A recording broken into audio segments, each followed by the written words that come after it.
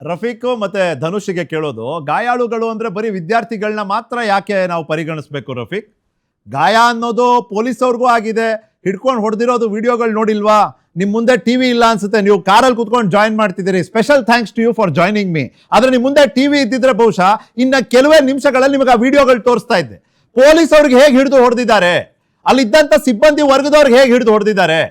ಇದು ಉಲ್ಟಾ ಕೇಸು ಆಗ್ಬೇಕಾ ಬೇಡವಾ? ಆದ್ರೆ ಅದಕ್ಕೆ ಮಾತ್ರ ಬೇಡ ಅಂತ ನೀವು ಆಶ್ವಾಸನೆ ತಗೊಂಡ್ಬಿಟ್ರಿ ಸರ್ಕಾರದಿಂದ. Is this fair play? Sir, ಖಂಡಿತವಾಗಿ ಇವ್ರು ಹೇಳ್ತಕ್ಕಂಥ ಸರಿ. ಆದ್ರೆ ವಿದ್ಯಾರ್ಥಿಗಳ ಮೇಲೆ ಮಾರಣಾಂತಿಕ ಹಲ್ಲೆ ಮಾಡಿರ್ತಕ್ಕಂಥ ಸರಿನಾ? ವಿದ್ಯಾರ್ಥಿಗಳು ಅವ್ರ ಹಕ್ಕುಗಳನ್ನ ಕೇಳ್ತಕ್ಕಂಥದಕ್ಕೆ ಅವ್ರನ್ನೇ ಪ್ಯಾಲೆಟ್ ಗಳನ್ನ ಯೂಸ್ ಮಾಡ್ತೀವಿ, ಲಾಠಿ ಚಾರ್ಜ್ ಮಾಡ್ತೀವಿ, ವಾಟರ್ ಕ್ಯಾನನ್ ಯೂಸ್ ಮಾಡ್ತೀವಿ, ಇದೆಲ್ಲ ಸರಿನಾ? ಸರ್ಕಾರ ವಿದ್ಯಾರ್ಥಿಗಳ ಹಕ್ಕಿಗೋಸ್ಕರ ಹೋರಾಟ ಐ ಡೋಂಟ್ ನೋ ನಿಮ್ಮ ಎಜುಕೇಶನಲ್ ಬ್ಯಾಕ್ ಗ್ರೌಂಡ್ ನನಗೆ ಗೊತ್ತಿಲ್ಲ, ಬಟ್ ಲೀಗಲಿ ಏನೇನ್ ಅಲೌಡ್ ಇದೆ ಗೊತ್ತಾ ನಿಮ್ಗೆ? ಒಂದು ಜನ ಜಮಾವಣೆ ಆದಾಗ ಪರಿಸ್ಥಿತಿಯನ್ನ ನಿಯಂತ್ರಿಸೋದಕ್ಕೆ ಪ್ರಾಣಹಾನಿ ಆಗದಂತ ಶಸ್ತ್ರಾಸ್ತ್ರಗಳ ಬಳಕೆ ಹೇಗೆಲ್ಲ ಆಗ್ಬೋದು ಅನ್ನೋದ್ರ ಬಗ್ಗೆ ನಿಮಗೆ ಮಾಹಿತಿ ಇದೆ ಅಲ್ವಾ? ನಾನು ಹೇಳ್ತೀನಿ ಕೇಳ್ರಿ. When I was a reporter, Kaveri ಗಲಾಟೆ ಮಂಡ್ಯನಲ್ಲಿ ಕವರ್ ಮಾಡ್ಬೇಕಾದ್ರೆ ನಾನ್ ಲಾಠಿ ಓದೆ ತಿಂದಿದ್ದೀನಿ. ನಂದೇನಿದೆ ತಪ್ಪು? ನನ್ ಕತೆ ಬಿಡಿ. 28 ವರ್ಷದ ಒಬ್ಬ ಪತ್ರಕರ್ತ, ಅವನಿಗೂ ಪೆಲೆಟ್ ಗುಂಡ್ಗಳು ಬಿದ್ದಿದೆ ಅಂತ ದಾಖಲಾಗಿದೆ, ವರದಿಗಳು ಬಂದಿದೆ. ಅವ್ರದ್ದೇನಿತ್ತು ತಪ್ಪು?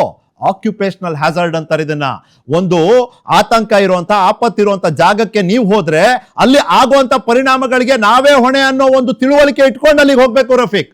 ಅಲ್ಲಿಗೆ ಹೋದ್ಮೇಲೆ ಪ್ರತಿಭಟನೆ ಆಯ್ತು, ನಾವು ಗಲಾಟೆ ಮಾಡಕ್ ಹೋದ್ವಿ, ಅಯ್ಯೋ ನಮ್ಮ ಮೇಲೆ ಲಾಠಿ ಚಾರ್ಜ್ ಮಾಡ್ಬಿಟ್ರು ಅಂದ್ರೆ ಇದೊಳ್ಳೆ ಚೆನ್ನಾಗಾಯ್ತಲ್ಲ. ಮಾಡೋದೇ ಲಾಠಿ ಚಾರ್ಜ್, ಎದುರಿಸ್ಬೇಕು ಅಲ್ವಾ? ಬಂದೆ ಸರ್, ಬಂದೆ. ಅವ್ರು ಮಾತಾಡ್ಬಿಡ್ಲಿ. I am coming to you sir, I am coming to you 30 seconds. ಖಂಡಿತ ಲಾಠಿ ಚಾರ್ಜ್ ಮಾಡಿರ್ತಕ್ಕಂಥ ಪ್ರತಿಭಟನೆ ಅಂದ್ಮೇಲೆ ಅದಕ್ಕೆ ಲಾಠಿ ಚಾರ್ಜ್ ಮಾಡ್ತಾರೆ ಅಂತಕ್ಕಂಥ ಸರಿ. ಆದ್ರೆ ಈ ತರ ಒಂದು ಪ್ಯಾಲೆಟ್ ಗಳನ್ನ ಯೂಸ್ ಮಾಡಕ್ಕೆ ಇವ್ರಿಗೆ ಆರ್ಡರ್ ಕೊಟ್ಟಿದ್ಯಾರು? ಅಲ್ಲಿ ಸಂಖ್ಯೆ ನೋಡಿ. ಆಯ್ತು, ನಾನು ಡಿಫೆಂಡ್ ಮಾಡೋದಿಲ್ಲ Rafiq. By chance also you should not. ಅಲ್ಲ, ನೀವು ಯಾರೇ ಆಗ್ಲಿ, ಅಲ್ಲ ಒಂದ್ ನಿಮಿಷ, ನೀವು ಯಾರೇ ಆಗ್ಲಿ, ನಾನು ಪೆಲೆಟ್ ಗನ್ನಿನ ಬಳಕೆಯನ್ನ ಸಮರ್ಥಿಸ್ಕೊತಿದ್ದೀನಿ ಅಂತ ಅನ್ಕೋಬಾರ್ದು. ಒಂದೇ second in between you and Rafiq, I want to tell you, ಎಷ್ಟು ಜನ ಸೇರಿದ್ರೆ ಅದ್ರ ಮೇಲೆ ಡಿಪೆಂಡ್ ಅಂದ್ರೆ ಫೋರ್ಸ್ ವಿಲ್ ಯೂಸ್ ದೇರ್. ಅಲ್ಲಿ ಸಮಸ್ಯೆ ಆಗಿ ಇಷ್ಟೆಲ್ಲ ನಡೀತಾ ಇರಬೇಕಾದ್ರೆ ಜನ ಇವತ್ತು ಪ್ರೊಟೆಸ್ಟ್ ಮಾಡ್ತೀನಿ ಅಂತೇಳಿ ಮೊದಲೇ ಅವ್ರಿಗೆ ಗೊತ್ತಿದ್ರು ಕೂಡ ಕೇಂದ್ರ ಸರ್ಕಾರದಿಂದ ಗೃಹ ಇಲಾಖೆಯಿಂದ ಮಾಹಿತಿ ಇಲ್ವಾ?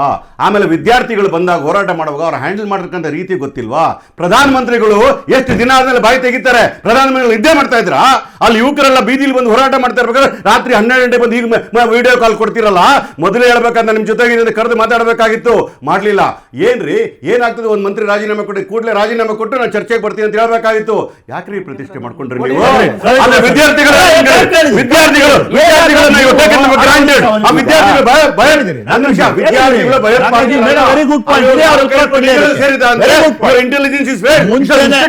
Intelligence is two for.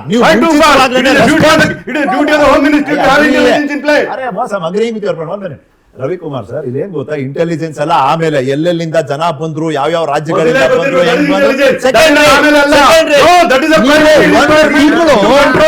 Respond ಮಾಡ್ಲಿಲ್ಲ ನೋಡಿ. ನಿಖಿಲ್ ಸರ್, ಒಳಗಡೆ ಏನಾಯ್ತು ಅನ್ನುವಂಥದ್ದನ್ನು ಹೇಳೋಣ. ಈಗ ಯಾವ್ಯಾವ ಪಾರ್ಟಿಯವರು ಅಂದ್ರೆ ಮೀನ್ಸ್ ಕಾಂಗ್ರೆಸ್ ಪಾರ್ಟಿಯು ಸೇರಿದಂತೆ ಸಮಾಜವಾದಿ ನಾನು ಹೇಳ್ತೀನಿ, ಎಲ್ಲರನ್ನು ಕೂಡ ಯುವಕರನ್ನ, ವಿದ್ಯಾರ್ಥಿಗಳನ್ನಲ್ಲ, ಯುವಕರನ್ನ ಡೆಲ್ಲಿಗೆ ಹೋರಾಟಕ್ಕೆ ಕಳಿಸ್ಕೊಟ್ಟಿದ್ದಾರೆ ವಿತ್ ಫ್ಲೈಟ್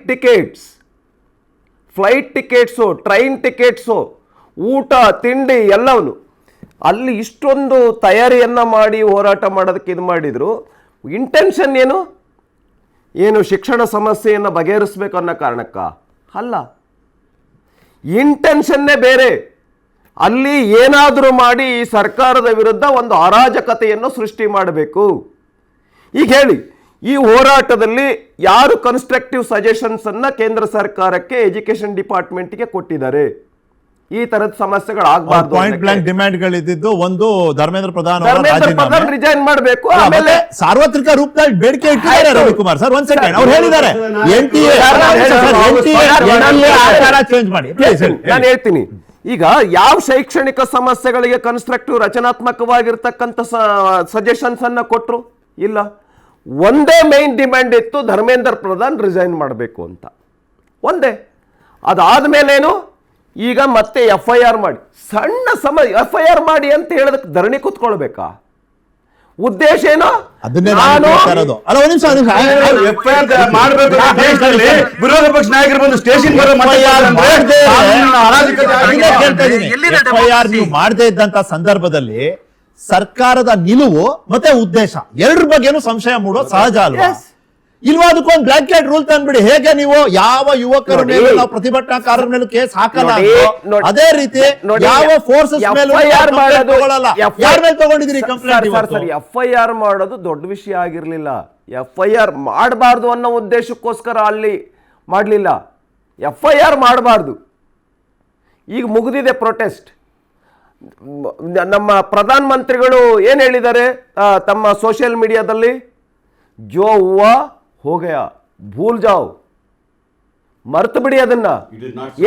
ಏನ್ ಹೇಳಿದ್ದಾರೆ? ಎಷ್ಟು ಜನ ಮಕ್ಕಳು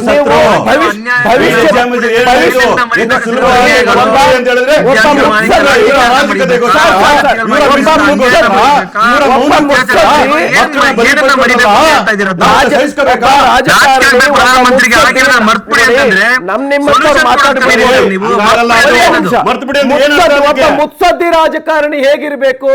ಮುಂದಿನ 10 ವರ್ಷ 20 ವರ್ಷ 30 ವರ್ಷಗಳ ಯೋಚನೆಯನ್ನ ಮಾಡಬೇಕು. ಭೂಲ್ ಜಾವ್, ನೀವು ಭವಿಷ್ಯದ ಬಗ್ಗೆ ಯೋಚನೆ ಮಾಡಿ ಅಂತ ವಿದ್ಯಾರ್ಥಿಗಳಿಗೆ ಹೇಳಿ. ಭವಿಷ್ಯದ ಬಗ್ಗೆ ಬಂದಿರೋದು ಏನಕ್ಕೆ ಅಂದ್ರೆ ಇವ್ರು ಏನ್ ಮಾಡ್ತಾ ಇದಾರೆ ಅಂದ್ರೆ, ಸಾಹಿಲ್ ನ ಉದ್ದೇಶ ಏನು ನನಗೆ ಅರ್ಥ ಆಗ್ತಾ ಇದೆ. ಸಾಹಿಲ್ ನವರ ಉದ್ದೇಶ ಒಳ್ಳೆ ಉದ್ದೇಶ ಇಲ್ಲ.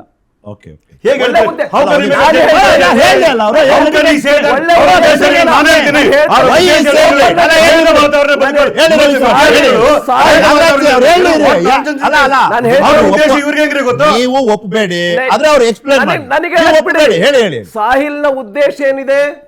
ಮತ್ತೊಂದ್ ಸಾರಿ ರಾಹುಲ್ ಗಾಂಧಿ ಬರಬೇಕು, ಧರಣಿ ಕೂಡಬೇಕು, ಪ್ರಿಯಾಂಕಾ ಗಾಂಧಿ ಬರಬೇಕು, ಆಮೇಲೆ ಕುತ್ಕೊಳ್ಬೇಕು, ಪಾರ್ಟಿಯ ಕಾರ್ಯಕರ್ತರು ಸಾವಿರಾರು ಸಂಖ್ಯೆಯಲ್ಲಿ ಬಂದು ಜಮಾವಣೆ ಮಾಡಬೇಕು. ಸಾವಿರಾರು ಸಂಖ್ಯೆನಲ್ಲಿ ಬಂದು ಜಮಾವಣೆ ಆದ್ರು. ಮತ್ತೆ ಏನು? FIR ತಕ್ಷಣಕ್ಕೆ ಇವ್ರದ್ದು ಆಗ್ಬಾರ್ದು, ಇನ್ನೂ ದೊಡ್ಡ ಇವತ್ತು ರಾತ್ರಿನೇ ಕುತ್ಕೊಳ್ಳೋಣ. FIR ಆಯ್ತು, ಓಕೆ. ಅದಕ್ಕೆ ಕೇಳಿದ್ ನಾನು, ಬಿಜೆಪಿಯ ತಂತ್ರವೋ ಅಥವಾ ರಾಹುಲ್ ಗಾಂಧಿ ಕಾಂಗ್ರೆಸ್ಸಿನ ಒತ್ತಡವೋ? ಅದಕ್ಕೆ ಕೇಳಿದೆ.